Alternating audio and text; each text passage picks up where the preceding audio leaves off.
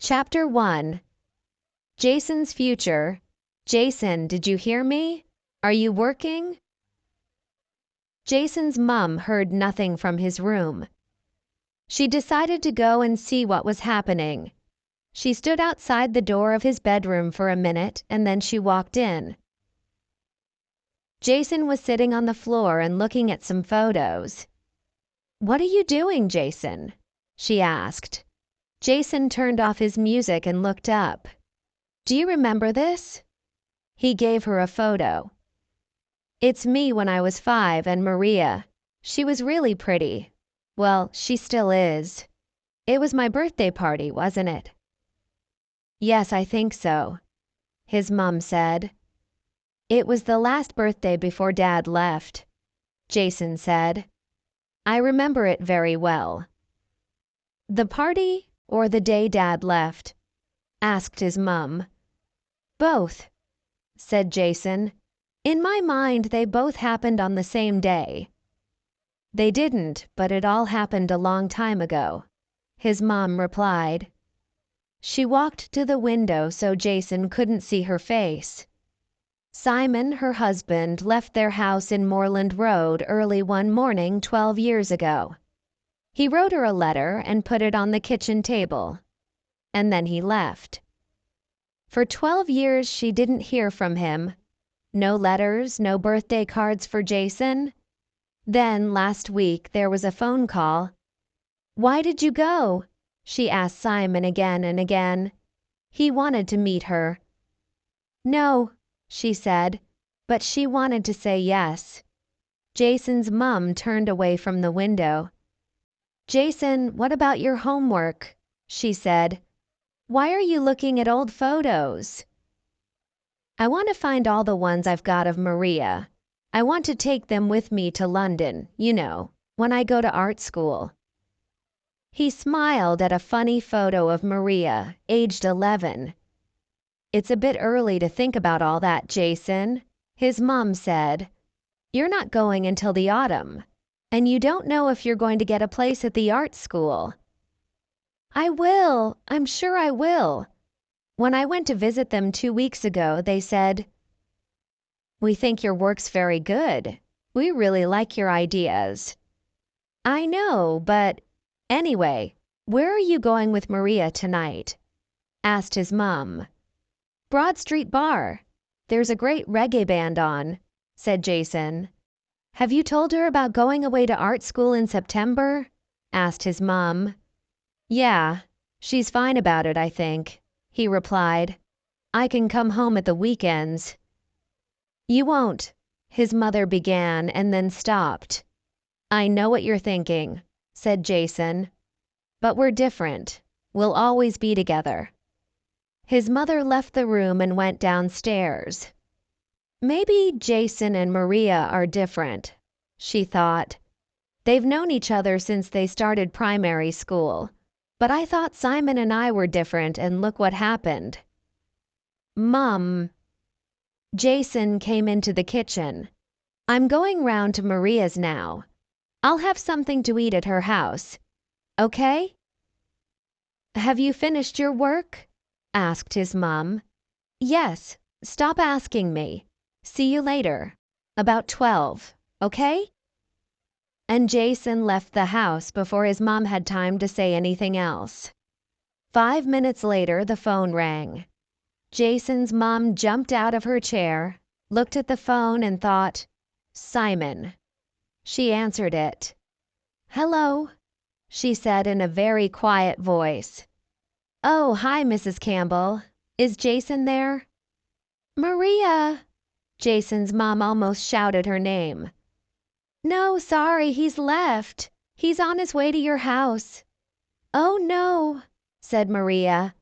"Is there a problem?" Jason's mom asked. "No. Yes, I can't go out with him tonight. But it's okay, I'll tell him when he arrives here," answered Maria. "Bye." Jason's mom sat down. She drank a little red wine. She thought about the phone call from Maria. She thought that Maria's voice was a bit strange. She hoped nothing was wrong. Chapter 2. Nina's new job. Nina Sen's work at the bank was over for the week. She was at home at 48 Moreland Road with her 6-year-old son, Max. He was eating sausages and chips. "I got 100% in maths today," he said. "Did you? That's great," Nina answered. "You're good with numbers, just like me." "Is Dad at work?" asked Max. "Yes, but he'll be home soon. He's got the evening off," Nina replied. David Sen worked as the top cook at Julie's, an expensive French restaurant. He worked long hours, and very often he didn't get home until late. "Oh, good. Mom, can my friend Adam come to football with us tomorrow?" asked Max. "Of course he can. Do you want to watch a bit of TV after dinner?" Nina wanted some time to think before David came home, but she didn't get much time, because 10 minutes later she heard David come in. "Hi, Nina." David kissed her. "Where's Max?" "Watching TV," said Nina. "How was the restaurant today?" "Good. You know Dan?" asked David. "The new assistant in the kitchen?" "Well, one of my cooks was ill today, so Dan did some cooking. And he was great. He has a French grandmother and he can remember some of the food she made, so he's got lots of ideas for the new menu." "Daddy, Daddy!" Max shouted, running into the room. "Hello, Tiger," said David. "Let's go and read a story, and then you can tell me all about your day." Father and son left the kitchen. Nina could hear Max's excited voice. He was really happy to see his father. "I'm lucky," thought Nina. "Why do I want to change things?" She cooked dinner for herself and David. "Are you ready to eat?" asked Nina when David came back to the kitchen. "There's something I want to talk to you about." I'm not sure I like the sound of that. Is it something important?" he asked. "The director from head office came to the bank today. He told me I was the manager of the month," Nina said. "Well done. Does that mean you'll get more money?" David laughed. "In a way, yes. He asked me to be the manager in Newcastle. That's a really big bank, about 5 times the size of the one here." Nina stopped and looked at David's face. "So yes, more money." "Ah," was David's only answer. Then a few seconds later, "And what did you say?" "I said I was interested," Nina answered. "I also said I wanted to talk to you. What do you think?" "First thought," said David, who stood up to get a glass of water. "Well done you. You work hard and I'm pleased for you. Second thought, what about my job? Third thought, Newcastle is so far away from here." "I thought all that too," said Nina. She went across the kitchen and stood with her arms around David. "And what about Max? He loves his school and his friends. And there's my mom and dad to think about," continued David. "I know they live in Exeter, but it's only 100 kilometers from Bath, and we see them quite often. They could come with us. I'm sure they'll be happy in Newcastle. Your mom was born near there, wasn't she?" Nina was trying to think of some more good reasons. She really wanted this new job. "Yes, but they have all their friends around them now, and they love living in Exeter," David answered.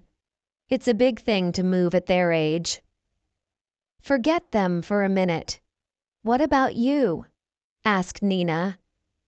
"Well, you know I love working at Julie's," David replied. "We've got a good name since that newspaper wrote about us. It's an exciting time and I don't really want to leave. Of course, I'm sorry the restaurant isn't mine, but we haven't got the money to buy it, so—" "I really want to say yes, David," Nina said. "I think this is just the beginning. Maybe I could become manager for a big area in a few years, and after that, well, who knows? Then we could buy 2 restaurants and—" "Slow down," said David with a smile. We haven't decided yet. When does the job start? In 3 months, replied Nina. David, we're still young. It could be exciting to start again in a new city. True, replied David slowly. When do you have to give the bank an answer? Well, they want me to decide by the beginning of next week, Nina said.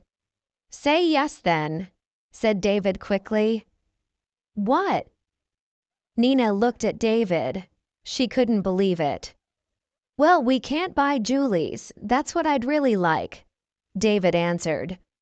But I can get another job in a good restaurant in Newcastle. And your work is important. I know you love it.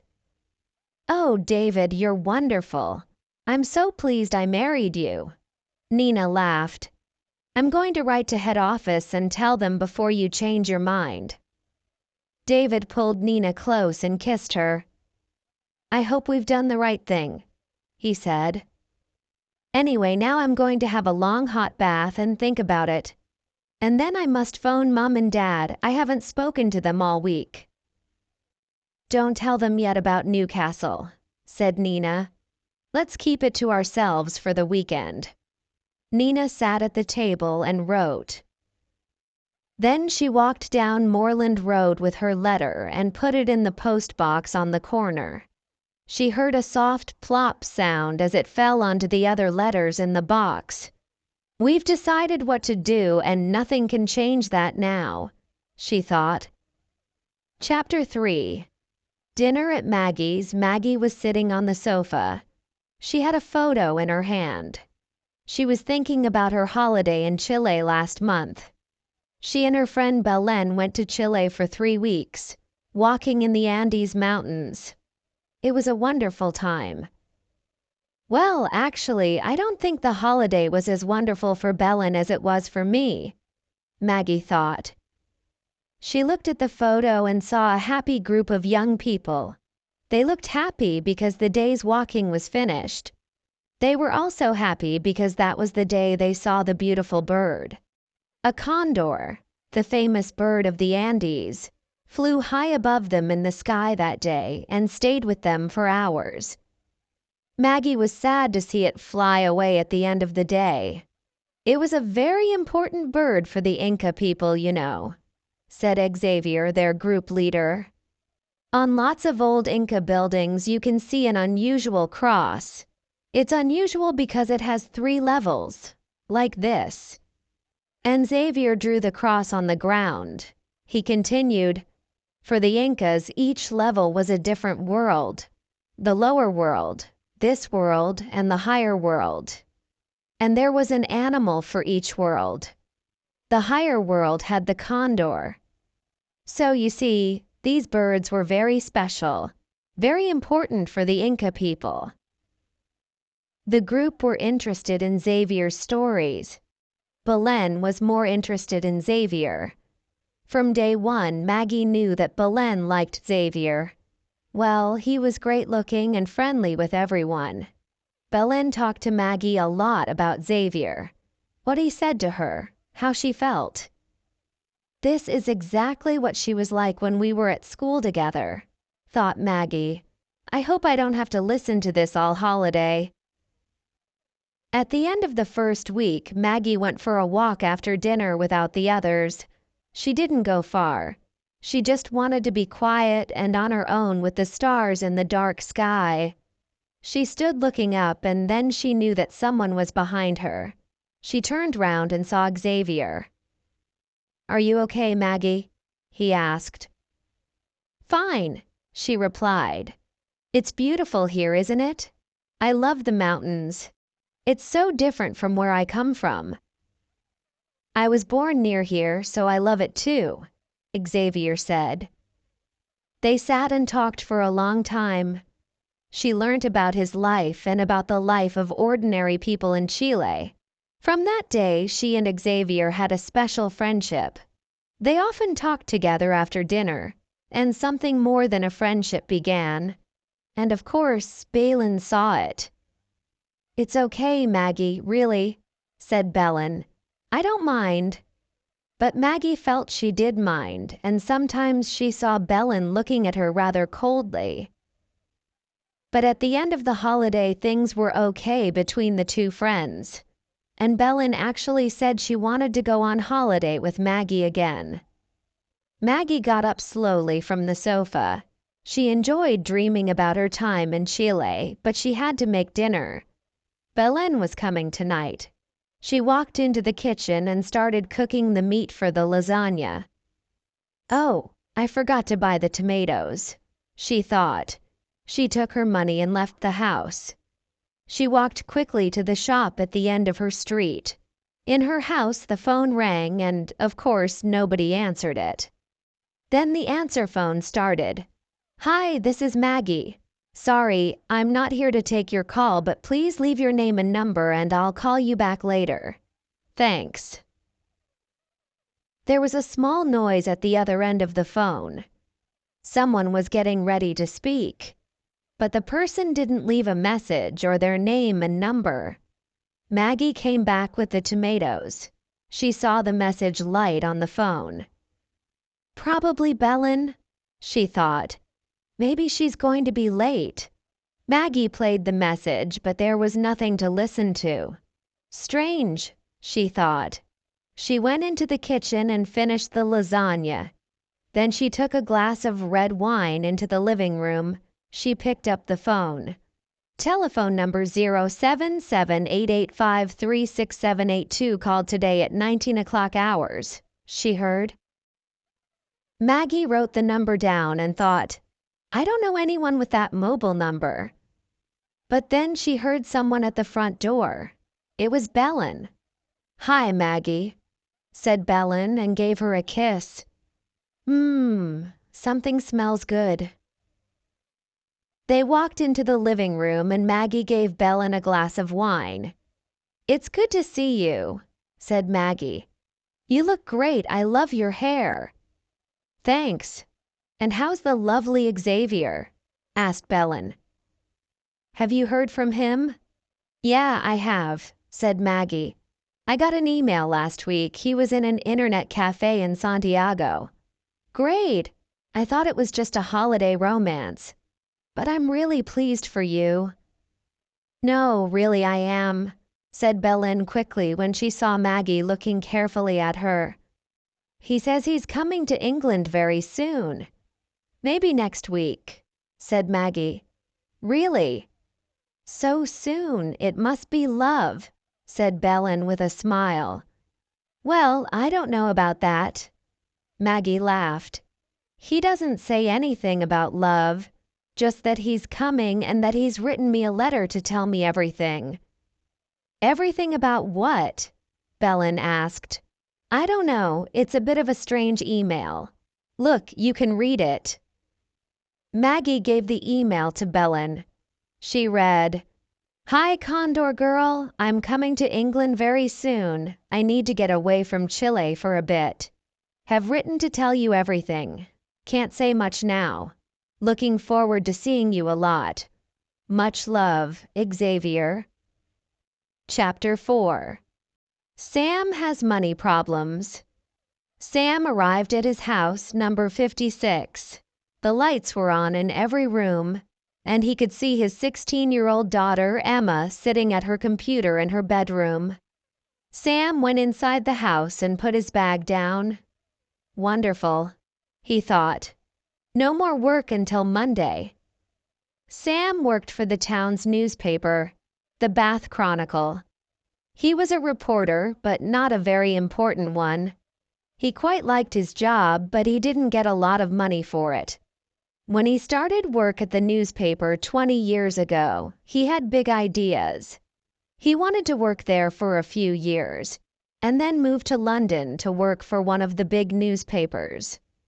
But time moved on and he didn't. Sam still wrote about the ordinary lives of people in Bath and sometimes a big story. Then all the people on the paper had to work together and it felt good again. For a short time. "Hannah, where are you?" called Sam.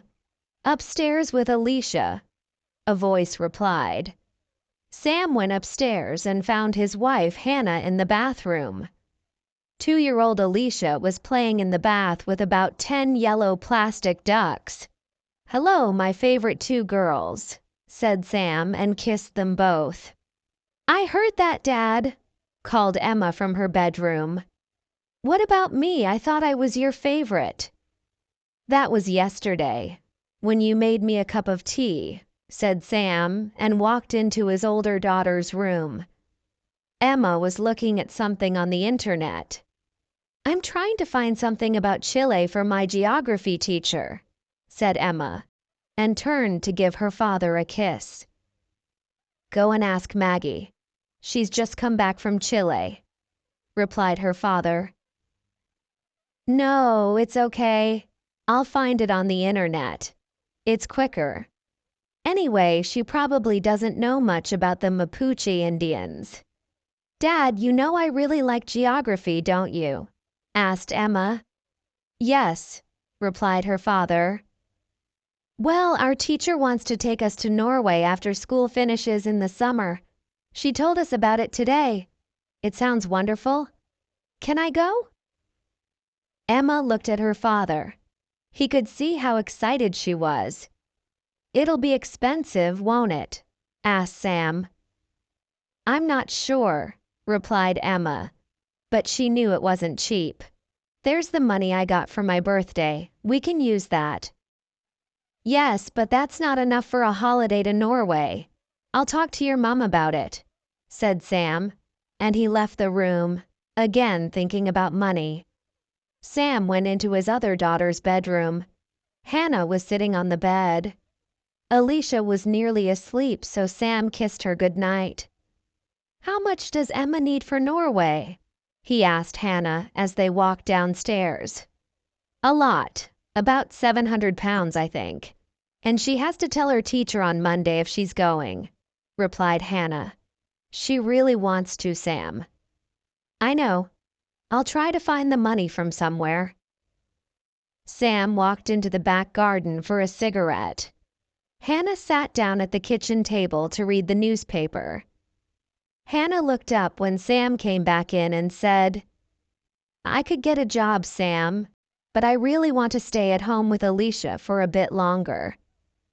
"I know, and that's fine," said Sam. "I'll ask Jeremy to lend us some money. I don't like doing it, but I've done it before." His older brother Jeremy had a good job. He worked in the world of computers where nobody thought about not having enough money. Jeremy was strong. Some people thought he was hard, not strong. Every job he got was better than the last one. He wasn't happy if life was too quiet and easy. He was a doer, not a thinker. His wife was the same. They both worked and played really hard. It's good that they don't have any children because there isn't enough time for them in their lives, thought Sam. Jeremy didn't understand how expensive children were, and Sam hated asking his brother for money. He could tell that Jeremy felt sorry for his younger brother. "Why don't you get a better job, Sam?" Jeremy always asked. "You're intelligent. You could do anything."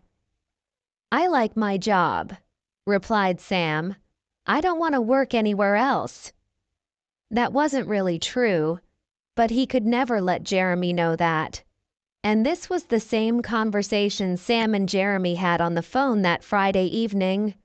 But then it changed. "I'm sorry, Sam, but I'm not going to lend you the money," said Jeremy. "Pardon?" said Sam. "No, no money this time. You need to think about your job. Get a job with more money. You've got to change, Sam. Every time you need money, you come to me." "Well, I think it's too easy." Jeremy stopped. Sam put the phone down. His head was hurting. He couldn't believe it. His own brother didn't want to help him. His own brother talked to him like that and made him feel small and dirty. Sam went back into the kitchen. "What did he say?" asked Hannah. "Fine," said Sam. "He'll lend us the money so Emma can go to Norway." I know it's difficult for you to ask, so thank you, my love, said Hannah and kissed him. Sam didn't look at Hannah and went to find Emma. Chapter 5. Jason and Maria. Maria opened the front door of her house and let Jason in. Hi, said Jason and kissed Maria. She took his head in her hands and looked at him for a few seconds. What are you looking at? Have I got something on my face? Asked Jason, and he kissed her again. No, I just wanted to look at you. You've got a lovely face, replied Maria and walked into the living room. Are you okay? Asked Jason, following her. I haven't seen much of you this week. I'm fine, replied Maria. Then she turned and looked at Jason. She saw someone who was her best friend. She saw a person she loved, but she knew that she was going to change everything. Jason, sit down. I need to talk to you, said Maria. She took his hand. There isn't an easy way to say this, but I've met someone else. What do you mean? Met someone else? For a moment, Jason didn't understand. Then his face went white. When I was on holiday with my family in France at New Year, I met a man and... This was the difficult bit to say. And I think I love him. You said you love me, said Jason in a loud voice. I did, I do love you, but maybe like a brother. I feel a different love for Francois. Maria looked at Jason. Oh, Jason, I'm sorry, I didn't want this to happen. You don't love him, said Jason. It was just a holiday romance. How can you fall in love with someone else? Have you heard from him since the holiday? Have you seen him? Does he say that he loves you? Yes, he loves me too, Maria answered. We've emailed each other every day, and he came to London last week for a few days. I saw him then when I stayed at my sister's. You told me your sister wanted to spend some time with you, said Jason. So that wasn't true, was it? Jason looked at Maria. He couldn't believe what was happening. When we finish school in the summer, I'm going to Paris to study. Francois is studying there at the moment, Maria said, not looking at Jason. You've thought of everything, haven't you? When did you decide all this? Jason asked. Maria didn't reply. Jason got up, put on his coat, and said, I'm going. I can't stay here. It hurts just to look at you. Will you be all right? Asked Maria. I don't know. And anyway, it's not your problem now, is it? Replied Jason angrily. Jason, please don't, said Maria. Don't go. We need to talk some more. But Jason was already running out of the front door. He ran and ran until he couldn't run anymore. He wasn't angry anymore, but just so sad. He started to walk slowly home. He hoped his mother was out. He didn't want to talk to anyone. When he got to his house, he saw the lights were on. He tried to open the door quietly, but he couldn't. Is that you, Jason? Called his mother from the living room. Yes, he replied. She came to the door of the living room. Why are you back so early? I'll tell you tomorrow, replied Jason. I'm going to my room now. Please, can you come into the living room for a moment? His mother said. Do I have to? Asked Jason. Yes, his mother replied. Jason followed his mother into the living room and saw a man sitting on the sofa. Jason, said his mother, this is your father, Simon. Jason looked at the man and said nothing. Simon said nothing but couldn't look at Jason. After a minute or two, Jason said coldly, So where have you been for the last 12 years? His father replied, It's difficult, but let me try and tell you what happened. But Jason didn't want to hear any more things that evening. For the second time that day, he ran out of a house. He went to the river and sat looking at the water. He felt lost. Everything was different. Maria loved someone else. A strange man, someone he called Dad 12 years ago, was sitting in his house. Jason felt he was going mad. The weather was cold and it was raining, but he just sat looking at the river. For a moment he thought about jumping into the water and letting it take him away. Who will be sorry? Nobody, he thought. But deep inside he didn't really believe that. He put his hand into his pocket and found some cigarettes. He lit one, stood up and turned away from the river. For hours he walked the streets of Bath. The rain was still falling and he was wet through. At about 3 o'clock in the morning he was outside the city's mail depot. There was a lot happening. Big vans were arriving with bags of letters. Jason was happy to stand outside the gate and watch the bags going into the building. He stopped thinking about his problems for a bit and time passed. One of the men shouted to him, "Hey mate, you all right? Want a job or something?" Jason didn't answer. A voice called out from inside the building, "Harry, tea's ready. Leave those bags and come and get it." The big gate opened to let the next van in, and Jason just followed. The man at the gate didn't see him behind the van. He was too busy reading his newspaper. The driver got out of the van and went inside. Then there was nobody but Jason. He wanted to get out of the rain, so he got into the van and sat down between the bags of letters. It was dry and comfortable. He smoked his last cigarette and then closed his eyes. He woke up a short time later when he heard the sound of people laughing in the building. For a moment he didn't know where he was. Then he remembered. He knew he must go home and talk to his mother.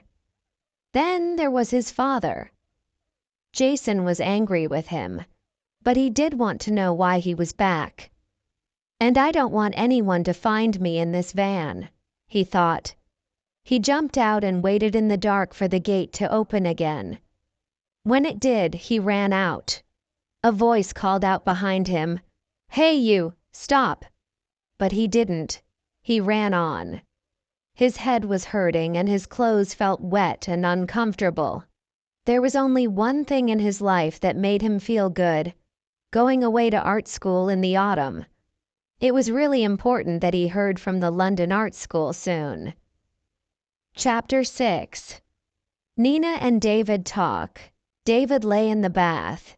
He thought about Nina's new job and about all of them moving to Newcastle. He loved working at Julie's and he was sorry to leave it. And Max liked his school. But Nina was important too. David knew she was wonderful at her job. He got out of the bath and put on his jeans and a blue sweater. He went into Max's bedroom. His son was asleep. David sat on his bed for a few minutes. Then he gave him a kiss, turned off the light and left the room. "Just going to phone Mom and Dad," David called to Nina. "Okay. Remember, don't tell them about my new job," said Nina. "No, I won't," replied David. David phoned his father. "Hi, Dad. Are you okay?" "Fine," replied his father. "Your mother and I had a lovely walk by the sea this afternoon. Anyway, it's good you phoned. We wanted to tell you there's something in the post for you, for your birthday on Tuesday. It'll be a surprise, I know, but I hope it's a good surprise." "That sounds interesting," said David. "Are you going to tell me anything more about it?" "No, you'll have to wait. Let me just get your mother. I know she wants to speak to you," his father said. "Joan!" his father shouted to his mother. "It's David on the phone." "Coming." David heard his mother's voice, and then he heard her say in a quiet voice to his father, "Have you told him?" And the answer, "No." "Hello, David," said his mother. "Are we going to see you soon? Can you come down next weekend?" "Yes, on Sunday," said David. We can't on Saturday because I'm working, but Sunday will be fine." "Oh, good," replied his mother happily. "We want to see our lovely grandson again. We're lucky that you live near so we can see him quite often." David said something, but all the time he was thinking, "How can we tell them that we're taking him away to Newcastle? I'll give the phone back to your father now. I know he wants to tell you something about the garden," his mother said. "See you all next Sunday." "Bye, Mum," David said. He then listened to his father talking about some ideas he had for his garden. David could hear how excited he was. His father was only really happy when he was outside and doing things. At the end of the conversation, his father said again, "I hope our surprise for your birthday is what you want." "I'll ring you as soon as I get it," replied David. "Bye for now, Dad." David put the phone down and walked into the living room. "Everything okay?" asked Nina. "Yes, fine," said David. "I said we'll go down to see them next Sunday for the day. That's okay, isn't it?" "Sure." Nina saw the look on David's face. "Mom said how she loved having Max so near," said David. "And I felt bad. They're getting older and they'll be so sad when we tell them about Newcastle." "Oh, David, I know. But they'll want us to do the right thing for us, as a family," replied Nina. "But now I really don't know if it is the right thing anymore," said David quietly. They talked for hours and the questions were always the same. Is it right for us to go to Newcastle? Do we ask your parents to go with us? Do we forget about the new job and stay in Bath? And then there was a new idea. Maybe David and Max could stay in Bath and Nina could go to Newcastle for the week and come home every weekend. But how could David look after Max and work in the restaurant? In the end, they agreed. It was the same as their earlier decision. Newcastle in June for all the family. "It'll be okay, won't it?" asked Nina.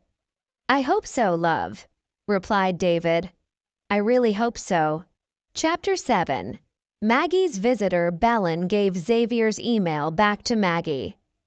"That's very strange," she said. "Maybe he's done something wrong. Perhaps the police are after him or something." "No, not Xavier," said Maggie. "Why not, Maggie?" answered Belen.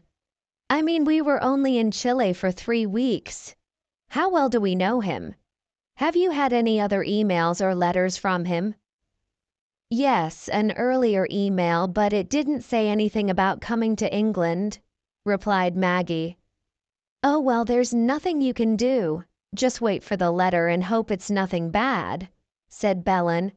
"I've just remembered something. Do you mind if I make a quick call?" asked Maggie. "Someone phoned me just before you arrived, but they didn't leave a message." "Go ahead," said Belen. "I'll go into the kitchen." "No, no problem," answered Maggie. "Stay, I won't be a minute, then we can eat." Maggie rang the mobile number. "Hello?"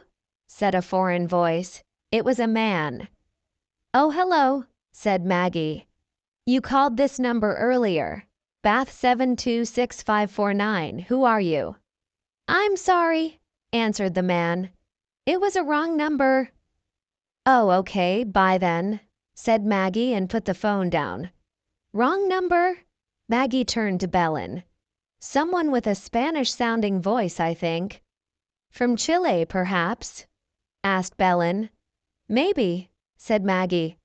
"Anyway, it's not important. Let's go into the kitchen and have dinner." Maggie and Belen ate the lasagna. They looked at photos from their holiday and laughed at some of the things they remembered. There was a noise from the living room and they both jumped. "It's okay." Maggie laughed. "It's only the window. When it's windy, it always makes a noise." But then there was another different noise. Someone was at the front door. "What a bad time to call," said Maggie. She walked to the front door. When she opened it, she saw a man. "Yes?" she asked. "Can I help you?" "Are you Maggie Cox?" asked the man. "Yes," answered Maggie. "And who—" But she didn't finish her question. The man came into the house and closed the door behind him. "Excuse me," said Maggie angrily. "What are you doing? Who are you?" Belen heard her shouting and came out of the kitchen. "Sit down, both of you," said the man quietly. "I don't want to hurt you." Belen and Maggie sat together on the sofa. "I'm looking for a friend of yours, Xavier Santos," said the man. "He's not here," said Maggie and Belen at the same time. "Who are you?" asked Maggie. "Let's just say I'm a friend of the Santos family," answered the man. "I know he's in England and I want to talk to him." "I haven't heard from him since we got back from Chile," said Maggie quickly. "Really?" said the man. He walked round the room and looked at everything. Postcards from friends on holiday, the phone bill that was on top of the TV. Then Maggie remembered Xavier's email. It was on the table next to her. It was too late to move it. The man saw it. "So this is from another Xavier, is it? Where's the letter he talks about in the email?" asked the man. "I haven't had it yet," said Maggie. She was afraid, and she could feel Belen was too. She didn't understand what the man was doing in her house. "How did you know where I live?" asked Maggie. "I found your address in Xavier's home," said the man. "And your photo. Did you have a good time in my country, Maggie?" Maggie didn't answer the question. She asked, but half of her didn't want to know. "Why are you looking for Xavier?" "He's got something that I want," said the man. "But maybe he gave it to you to bring back to England." The man walked up to Maggie and stood very close. "He didn't give me anything," said Maggie. "Maybe he didn't, but I know that Xavier will come here soon. And when he does, I'll be ready for him." The man looked hard at Maggie. "You did a bad thing, Maggie, when you chose Xavier," said the man. "He's not right for a nice girl like you." He moved away. "Remember, Maggie, I'll come back." Belen and Maggie jumped up when the man left. "You must phone the police, Maggie," said Belen. "This is terrible.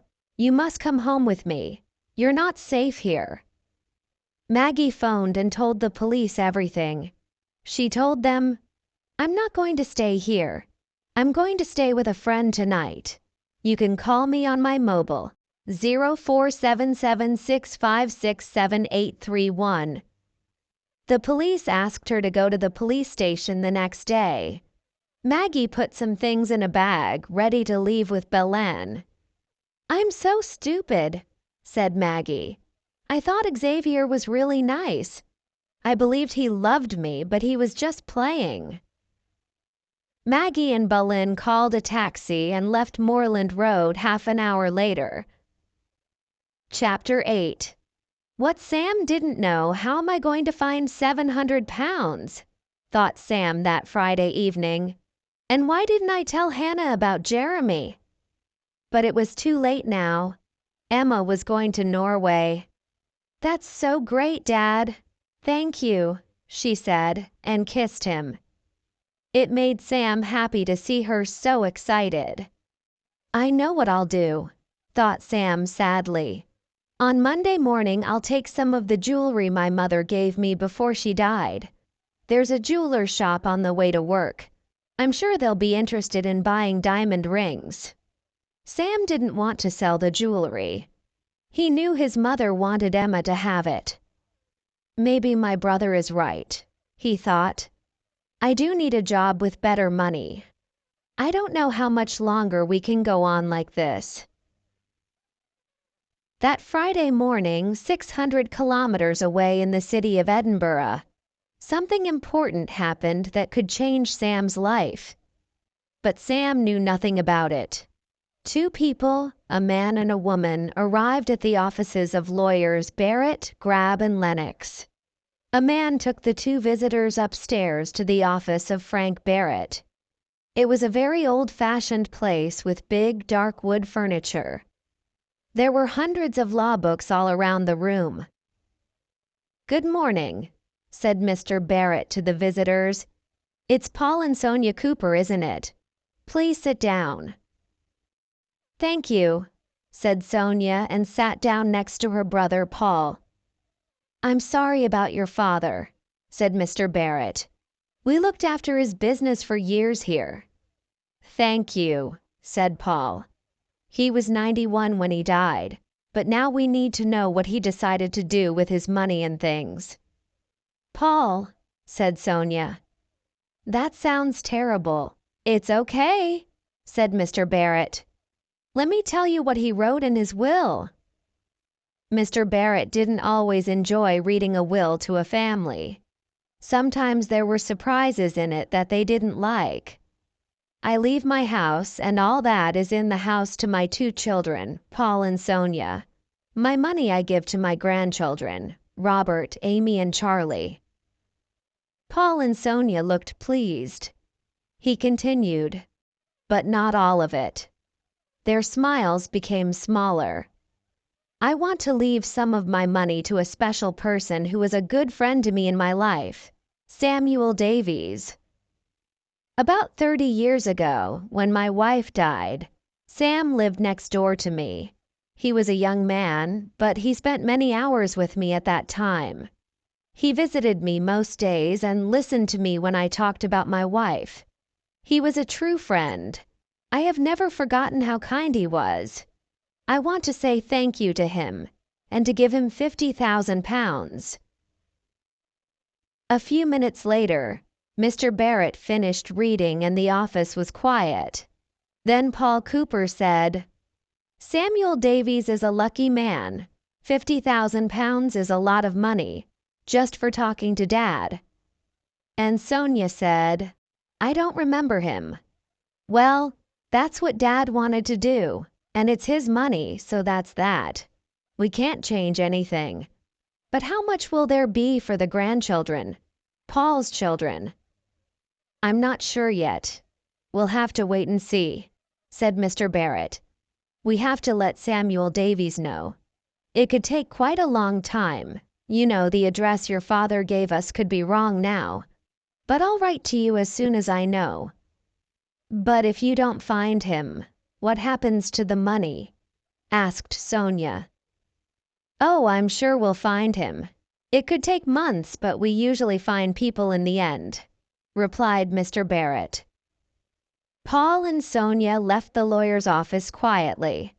Mr. Barrett gave some papers to his secretary and she wrote a letter to Samuel Davies. At lunchtime, she took the letter to the post office. As she put it in the post box, she thought, "Lucky Samuel Davies. What's he going to do with £50,000? Back in Bath that Friday evening, of course Sam had no idea about Mr. Cooper and his money. He went to bed unhappy. Was it right to sell his mother's jewelry? And what job could a man his age get that paid more money? Chapter 9. Fire. At 3:30 on the morning of Saturday, the 15th of March, a small fire started in a van at the back of the mail depot in Bath. Nobody saw it at first because everyone was inside the building. Then someone smelled something and shouted, "Fire!" Another person ran outside and saw what was happening. Someone else phoned the fire service. They tried to put out the fire, but they couldn't.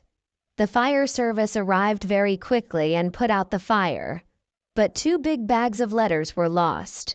In those bags were 4 very important letters for some people in Moreland Road, St. Martin's School of Art, Charing Cross Road, London W, 18XA, Jason Campbell, 12 Moreland Road, Bath BA 65LZ, 13th March. Dear Jason, thank you for coming to see us last week. We really like your work, and we think that you are the kind of student who will do well here at our college. We are very happy to offer you a place here from September. As you know, there are many students who want to come to this art school, so it is important that you reply to us. Please tick V the box below and return the letter to the above address by 25th March. We look forward to hearing from you soon. Yours sincerely, Neil Parker, Course Tutor. Yes, I can take a place on the art course starting in September. No, I cannot take a place on the art course starting in September. 120 Wharf Road, Exeter, 13th March. Dear David, first of all, happy birthday. We hope you have a really lovely day. We've been thinking about our future and we want to do something with our money. We have enough for ourselves, so we've decided to spend some. We know how hard you work at Julie's and we know that you've always wanted it to be yours. So we've bought it for you. We met Jean-Pierre last month and agreed a price. Yesterday we heard that it's now ours. Well, yours actually. We both know that you're going to make the restaurant better than ever. Can we come to dinner on your first big night? Lots of love to our wonderful son, Mom and Dad, Santiago, 6th March. Dear Maggie, hope you got my email. And I hope this letter won't make you angry. I'm coming to England because I must leave Chile. I haven't done anything wrong, but my brother has. He's in with some bad people. My brother has disappeared. Nobody knows where he is. His friends think I've got some of his papers, but I haven't. So I want to come to England and get away from all these problems. Maybe I can get a job and stay there for a bit. Also, I want to see you. I think we're at the beginning of an exciting time together. I'll be with you very soon. Until then, please believe me that I've done nothing wrong. Please email me and tell me I can come. Lots of love and kisses, Xavier.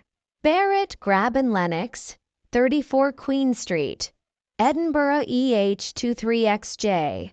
Samuel Davies, 56 Moreland Street, Bath BA65LX, 14th March.